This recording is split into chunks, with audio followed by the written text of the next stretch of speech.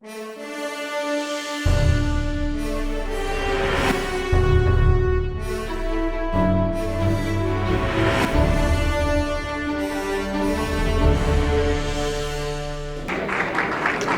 caballeros, buenos días.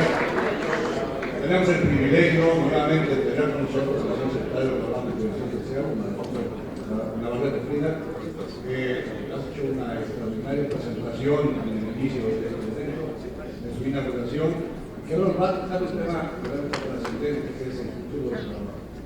Creo que en eso estamos involucrados, tenemos siempre el interés de escuchar a nuestros funcionarios de esta calidad y además acompañarnos en el proceso, porque nos interesa tanto el futuro que se ha planteado en esta situación ante una verdadera explosión demográfica en nuestro país. Tenemos un verdadero capital en nuestra gente y además tenemos un gran interés en la innovación y la siembra de nuevas empresas. Entonces, secretario, es un privilegio. Muchísimas gracias por acompañarnos.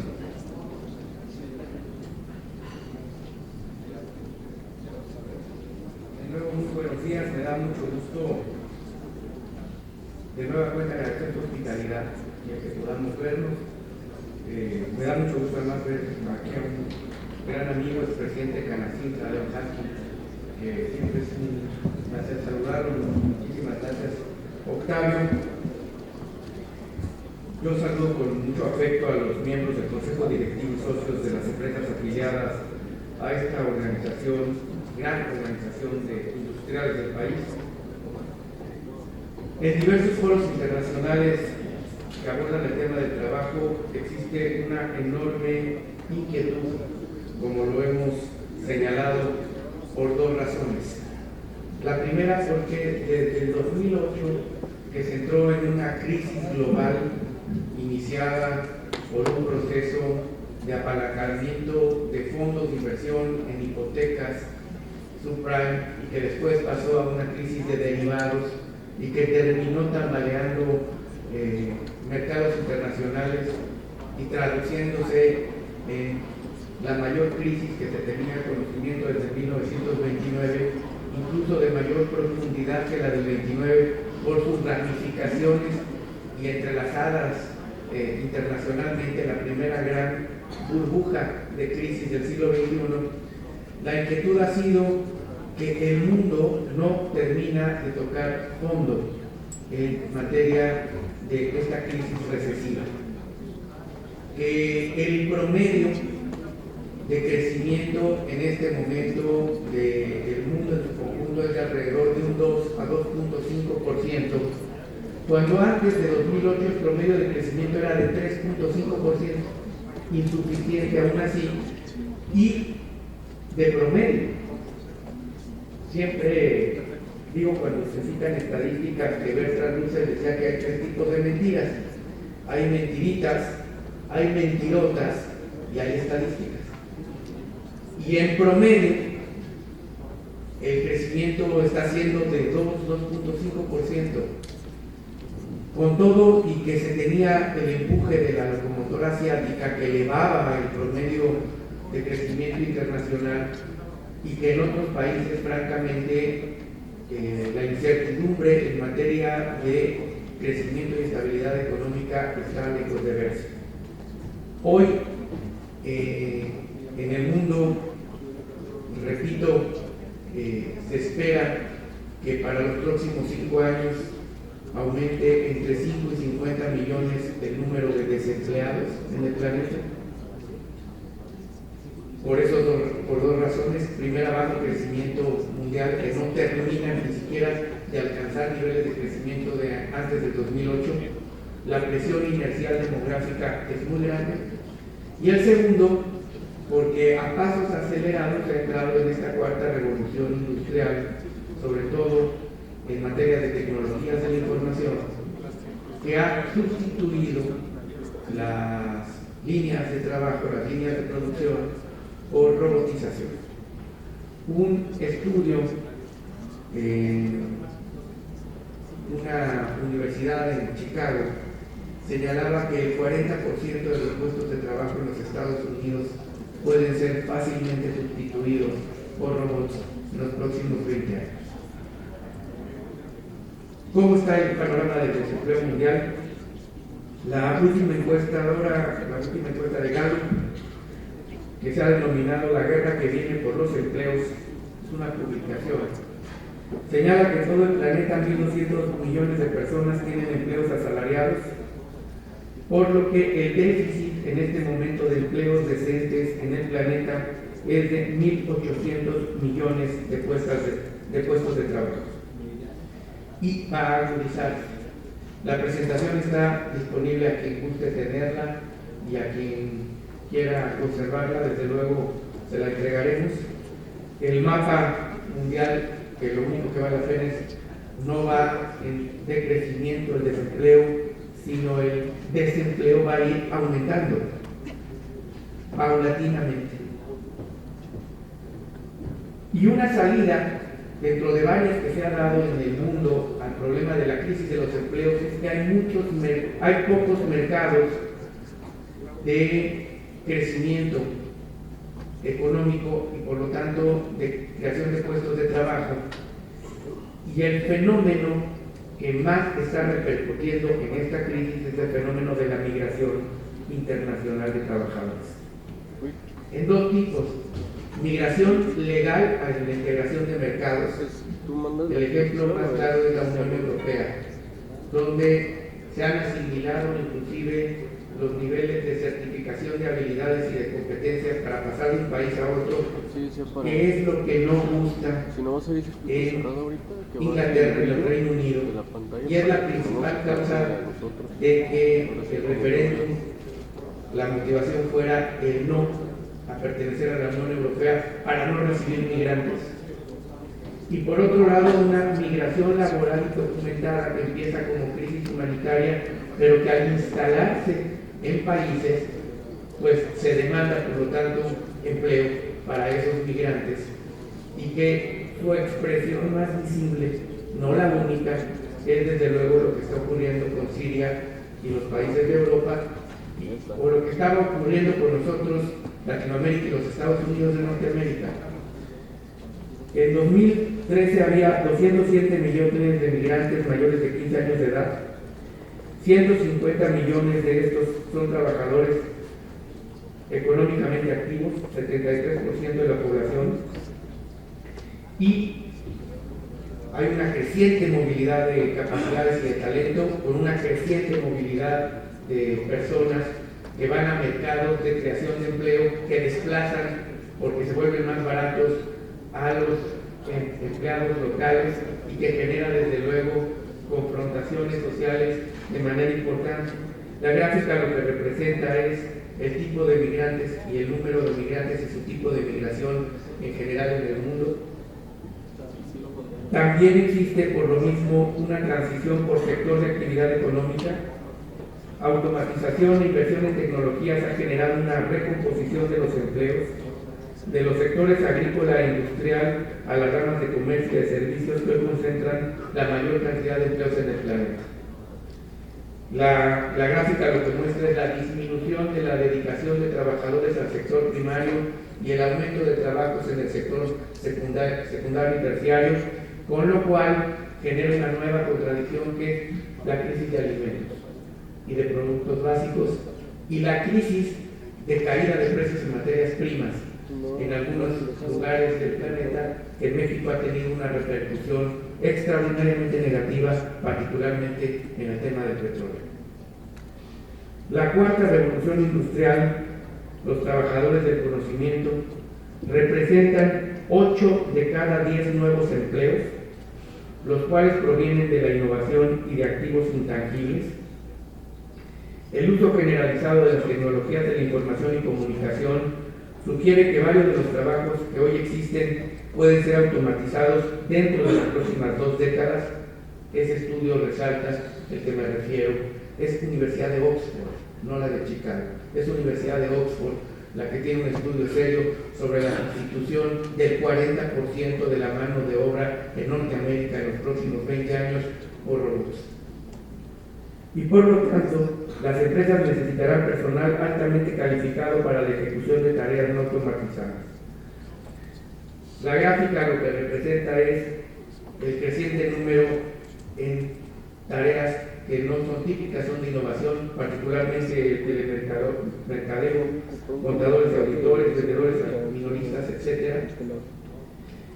Y la ausencia, por lo tanto, con estas nuevas formas de creación de empleo, 8 de cada 10, que se miden por valores intangibles, no es el salario, sino es el producto o la capacidad de entrega de resultados lo que cuenta, hace que los empleos asalariados, junto con la automatización en el trabajo, genere una segregación entre quienes tienen empleos formales y quienes tienen ocupaciones informales, autoempleo o trabajos precarios.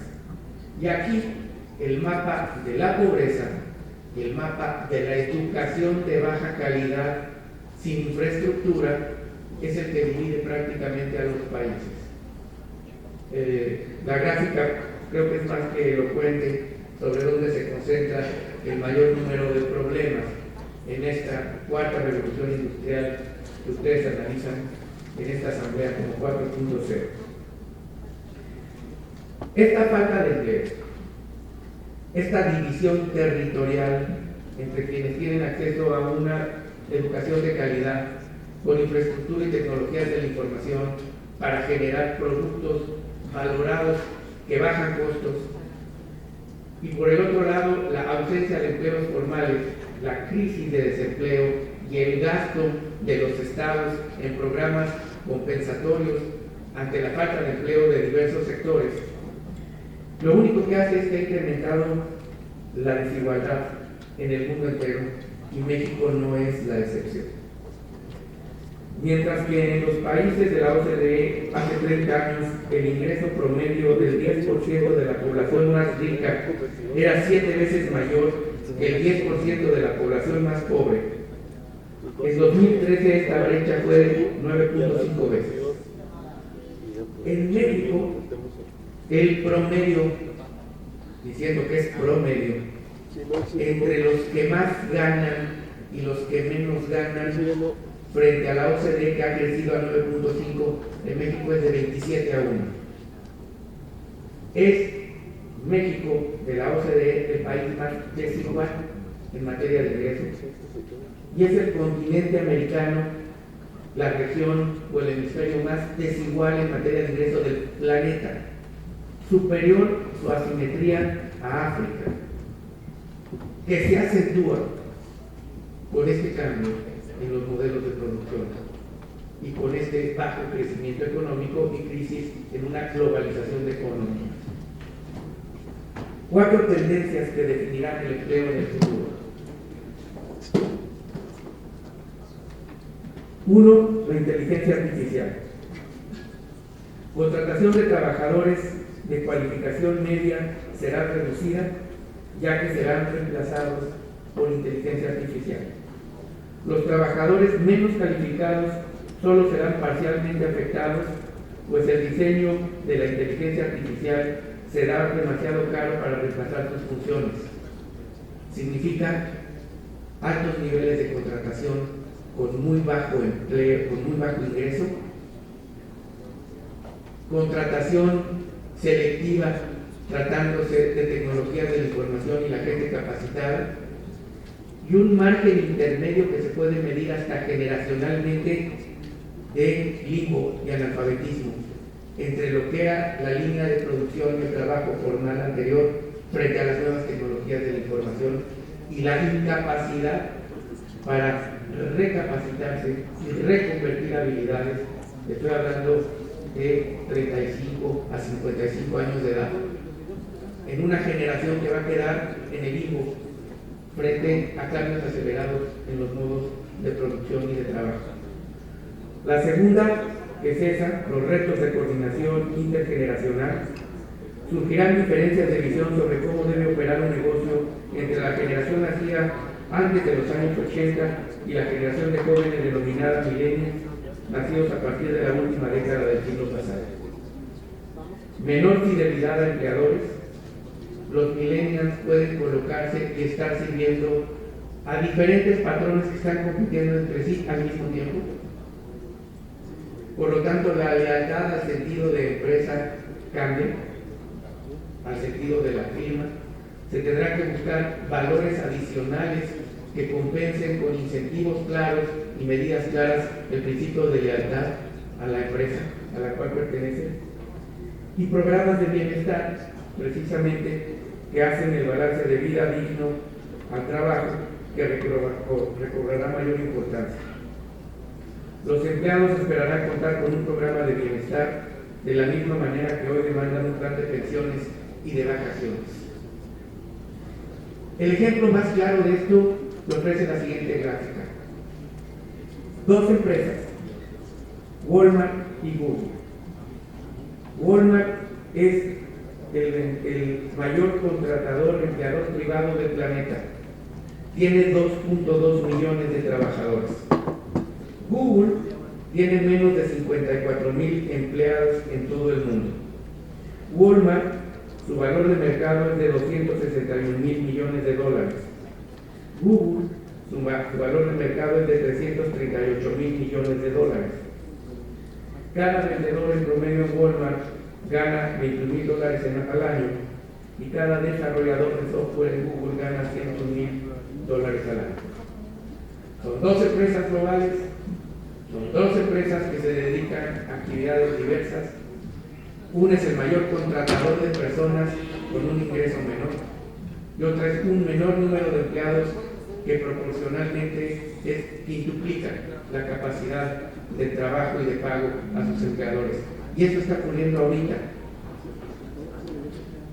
México, para hablar ya del país, enfrenta una triple transición.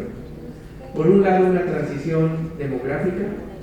El país se ha concentrado en menos de un siglo en ciudades y particularmente en zonas metropolitanas. Aquí es la segunda zona metropolitana del país.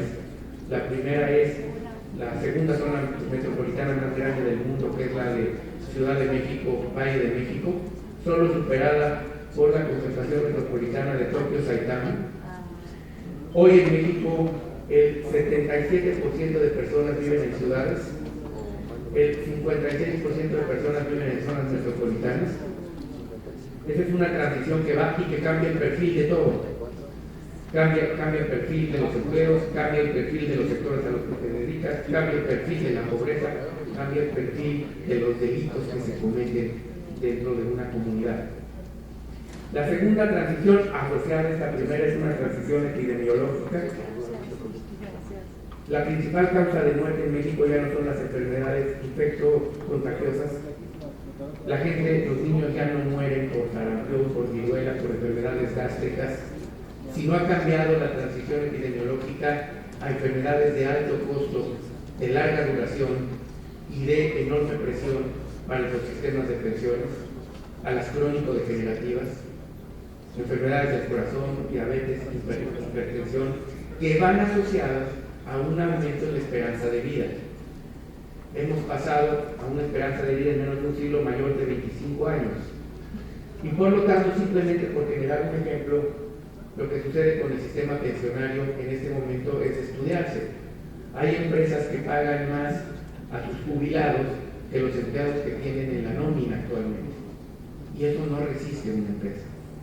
Y se tendría que hablar del cambio en las edades de cesantía con las tasas de reemplazo, de retorno, que también tendrían que crecer y ser dignas, pero no es un tema de ahorita, es tendencia. Y la tercera es una tendencia democrática, en donde la alternancia política es cada día una situación más cotidiana y donde los vacíos que se generan por alternancia democrática se llenan de muy distintas maneras, porque no hay vacíos. Se ocupan por alguien o por algo que probablemente modifica reglas o distorsiona reglas que antes funcionaban bien o medianamente bien, otras que funcionan mejor y otras que se vuelven de funcionamiento peor en una alternancia democrática. A esta triple transición hay que sumarle una en específico, que es el bono demográfico de México. México no va a volver a repetir la condición que tiene ahorita para los próximos 20 años en su historia. No se va a volver a presentar una situación similar, en donde la pura inercia demográfica hace que de aquí a los próximos 20 años el mayor número de jóvenes por año ingrese al mercado laboral. 800,000 en este momento, y 1 millón de jóvenes a principios de la próxima década, que van a demandar por pura inercia poblacional trabajo. Que tenemos el país contradictoriamente más preparado en la historia de México, educativamente hablando. No hablo de la calidad de la educación, hablo de la cantidad de gente educada. Tenemos el mayor número de mexicanos en educación básica, el mayor número de mexicanos en la historia de educación media, el mayor número de mexicanos que están teniendo oportunidad de estudiar una carrera, y con un crecimiento económico extraordinariamente pobre, insuficiente, de 2% promedio en los últimos 20 años, que en el mundo se vuelve un crecimiento económico digno de considerar, pero que para nosotros en nuestra condición es absolutamente insuficiente. Si alguien quisiera encontrar las razones de por qué teníamos que reformarnos y no administrar el modelo, quizá en esta gráfica puede encontrar las razones de por qué hablábamos de crecer y seguimos hablando de crecer a un promedio por lo menos de 5% anual robusto para los próximos lustros, para poder ir abatiendo el rezago. Porque bajo este modelo, cada punto porcentual promedio de crecimiento económico da alrededor de 200,000 nuevos empleos. Por pura inercia demográfica, en los pasados 20 años solamente se le dio empleo a la mitad de jóvenes que ingresaron al mundo laboral como población económicamente activa, y la otra mitad quedó fuera, sin hablar de la calidad del trabajo. La desvinculación entre el modelo de educación y las vocaciones productivas es enorme y genera frustración de la materia más importante que tiene México, que son sus jóvenes, inmersos en un cambio a tecnologías de la información, inmersos en una necesidad de educación de calidad, inmersos en una competencia global que, aunque no lo saben, nuestros jóvenes ahorita están compitiendo con los de Japón, con los de China, con los de Corea, con los de Latinoamérica, aunque no lo sepan, pero están en competencia. Y los empleos que se tienen disponibles frente a esta realidad, pues son menos de los que se requieren. La gráfica indica cómo ha crecido la población de personas aseguradas, la población de personas en trabajo informal, del mismo modo que ha habido crecimiento económico y crecimiento poblacional. No se me valga la pena detenerse en esto, con la paradoja a la que me refiero. Con todo y esta condición, en México tenemos escasez de talento. De la encuesta que se hizo por Manpower, de cómo los empleadores califican las capacitaciones que tienen sus empleados, México piensa, sus empleadores, que el 54% de la gente que contratan no tienen las capacidades del perfil de puesto que necesitan en esa contratación, y se tiene que invertir en la capacitación de esas habilidades, porque las habilidades que traen, no la habilidad, las habilidades que traen son otras. Contrasta con Japón, donde el 83% de los empleadores consideran que sus trabajadores no tienen esas capacidades, con una diferencia. En nosotros es por subhabilidades, por subcapacitaciones, y en Japón es por sobrecapacitaciones. Están más capacitados que el empleo que se está ofreciendo. La diferencia es enorme. Los jóvenes enfrentan en nuestro país un mercado laboral más competido. La tasa de desocupación es elevada. Si bien nuestra tasa de desocupación abierta es baja, de las más bajas de la OCDE, la tasa de desocupación es una verdad a medias o una mentira completa, como la queramos ver, porque traemos 10 millones de mexicanos en condiciones precarias de ocupación, no están en desocupación abierta, pero o no ganan lo suficiente o trabajan más que el jornal para no ganar lo suficiente, o hay una combinación de ambas que te lleva a esa gran población, numéricamente hablando, que tiene ingresos muy precarios, que no tabulan como desocupación abierta, pero que sí generan, desde luego, condiciones de pobreza en el país. Pero a eso hay que sumarle que en México la tendencia es que a mayor escolaridad, menor posibilidad de ocupación tienes, por los empleos que se ofrecen. Es decir, para un joven que estudia la educación profesional superior, su tasa de desocupación es de 9.48%, para un joven que tiene educación primaria, primaria, la capacidad para ocuparse en su tasa de desocupación es de 5.43%, es decir, se ocupa más fácil con un mucho menor ingreso. Ese es el tema de lo que la brecha en el futuro aquí en México se acentúa y se vuelve más asimétrica si no se toman medidas con respecto al tipo de preparación de empleo y de recomposición del mercado y sus vocaciones regionales que se tienen que hacer con el enorme reto de lo que aquí van a discutir, que son cómo encauzar cadenas de valor que defiendan el mercado interno frente a una globalización creciente que además viene como tendencia. La reforma laboral que se aprobó en 2012 ha tenido como objetivo corregir algunas fallas del modelo. Y los planteamientos que se generaron fueron básicamente dirigidos a estos objetivos. Tenemos que flexibilizar las condiciones de contratación individual para poder fomentar la formalización al empleo. Y como el primer paso es formalizar en un empleo, una vez que el trabajador existe para el mundo laboral, entrar en una recomposición de capacidades y de habilidades con un sistema de certificación de esas competencias. La flexibilización del empleo implica una enorme apuesta, porque se puede prestar abusos por parte del empleador al no cumplir los mismos requisitos que se necesitaba para contratar antes. Y por lo tanto se reguló la capacitación inicial, el contrato a prueba, el pago por hora, el trabajo a distancia y el outsourcing, que son fenómenos y modelos del mundo actual, de ese mundo globalizado 4.0 que se está dando todos los días.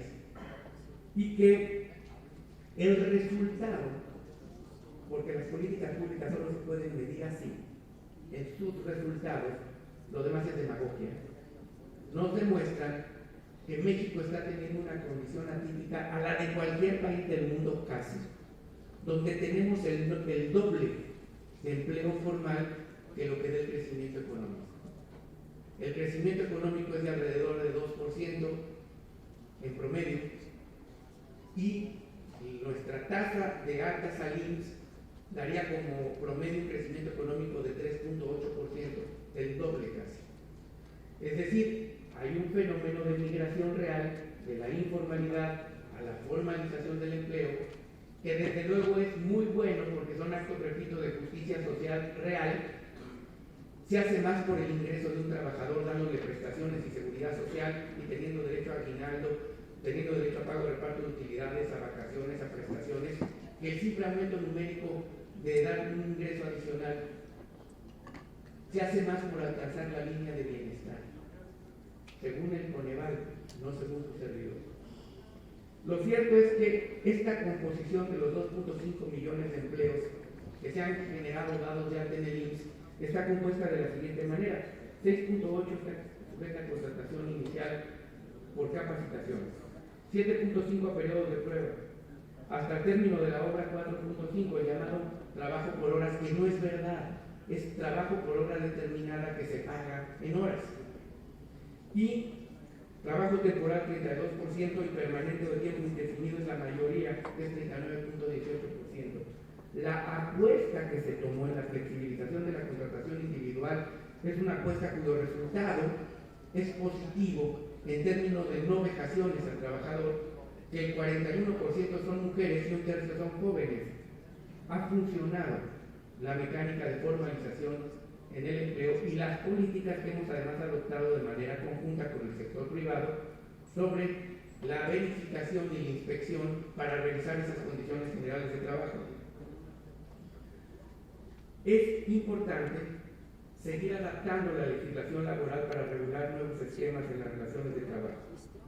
La llamada economía de colaboración o colaborativa, basada en la conectividad y en la interacción social privada, que tiene un valor cercano a los 15.000 millones de dólares y está generando nuevos esquemas laborales, principalmente en los sectores de comercio y servicios, que no pueden ser regulados bajo normas y leyes de trabajo convencionales. Estos nuevos patrones de consumo promueven el teletrabajo entre un segmento emergente de la fuerza laboral, estudiantes, amas de casa y jubilados que requieren también la protección de sus derechos laborales, pero que en este momento no está regulado. El dato de realidad es interesante. En términos de asalariados, la brecha de género sigue siendo muy alta en México y en el mundo, el trabajo a mujeres, y se ha ido cerrando poco a poco con un enorme esfuerzo de políticas públicas afirmativas. Es decir, no basta que en la legislación se señale la igualdad, sino que hay que hacerla en concreto con programas como empoderamos a la mujer para que efectivamente esté ocurriendo lo que la ley señala de igualdad. Ahí la brecha es grande, pero si nos vamos a cuánto gana un hombre y a una mujer por hora que trabajan y se invierten, la brecha prácticamente desaparece.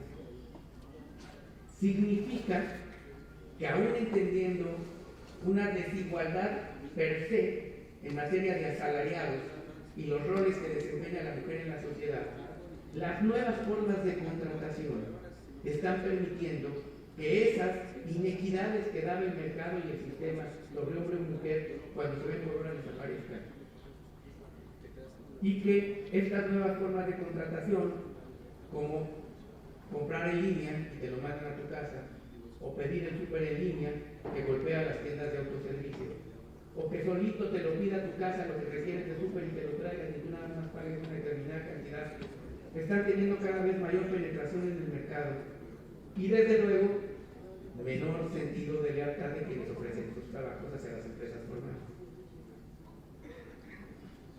El tema, repito, vuelve a ser edades de cesantía, la edad de jubilación, que es un tema de discusión que no quisiera ni entrar en él porque simplemente de lo que hemos venido a hablar es de las tendencias de lo que está pasando en el futuro en el mundo laboral, qué está pasando en México, cuáles son sus desafíos, qué medidas se están tomando y cómo vamos. Y que bajo este marco de un mundo complejo que no crece, cuyo crecimiento económico en Latinoamérica va a ser de menos 1.5 para este año, en síntesis es recesión, es desempleo, es crisis social.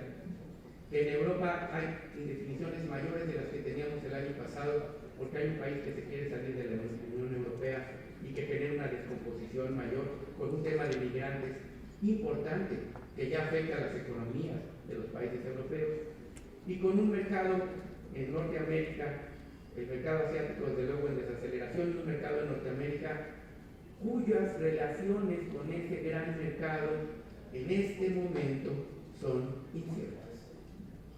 Porque la percepción que se está dando en su elección para presidente de los Estados Unidos de Norteamérica, lo que señala es que frente a lo que somos nosotros, la percepción generalizada es que no nos están sabiendo leer adecuadamente y que en la percepción nos ven como una amenaza y no como un socio de colaboración. Por lo tanto, son definiciones inciertas de las que tampoco me quiero recibir, pero si la palabra que tuviéramos que definir el futuro es de enorme incertidumbre y de un futuro poco halagador en materia de empleo en economía real, donde no se toca a fondo en una crisis y no hay crecimiento que impulse la economía general global, y que el país, con las reformas, porque es la única explicación real que hay, donde su planta industrial se ha sabido adaptar y sostener, y su planta de trabajadores también, que han logrado tener 3 años de paz laboral, han logrado sortear de mucho mejor manera una crisis global que ya le hubiera afectado en otro momento. Sin duda, pensemos hace años, una caída brutal de precios del petróleo, de materias primas, una disparidad económica del dólar, una incertidumbre con respecto a nuestros socios comerciales, y que tengamos la inflación más baja de la historia, que tengamos un crecimiento en el empleo como no lo tenemos desde hace años, y que además podamos tener crecimiento económico que sí puede ser evaluado y protegido, insuficiente, pero lo tenemos. Eso es en realidad una pincelada de lo que es el mundo del trabajo hoy, de lo que se discute hoy al seno de la OIT, de la política pública, que está muy clara a qué se está dedicando la Secretaría de Trabajo y por qué es importante la paz laboral y conservar la planta de empleo, por qué es importante la tendencia a la formalización del empleo, por qué es importante la capacitación a los sectores más bajos, y sostener un diálogo de buenas prácticas, porque es importante modernizar los sistemas de justicia ahorita que tenemos la condición de nosotros llevar el cambio, y porque es importante acercarnos más al diálogo social y regular de mejor manera con una buena legislación laboral, productividad e innovación. Muchas gracias y les deseo de veras que tengan éxito.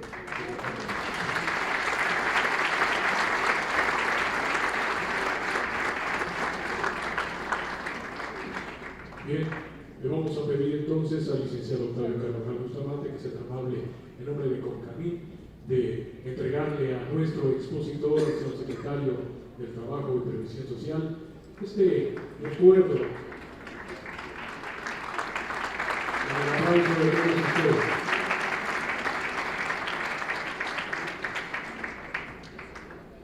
Agradecemos cumplidamente al señor secretario Alfonso Navarrete Prida y bien, señoras y señores, a continuación vamos a presentarles a ustedes un video de uno de nuestros aliados estratégicos, Banco Sabadell. Les pedimos por favor que permanezcan aquí en la sala porque nos llegaremos a la siguiente conferencia.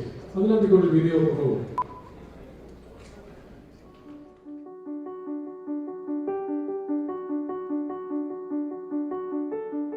Estar cerca es un principio que abarca muchos conceptos y paradójicamente estar cerca es en realidad ir mucho más allá. La cercanía, como la entendemos nosotros, es disponibilidad, es conocer al cliente. Tener una muy buena comunicación, entender su negocio, cómo está creciendo y qué necesidades tienen.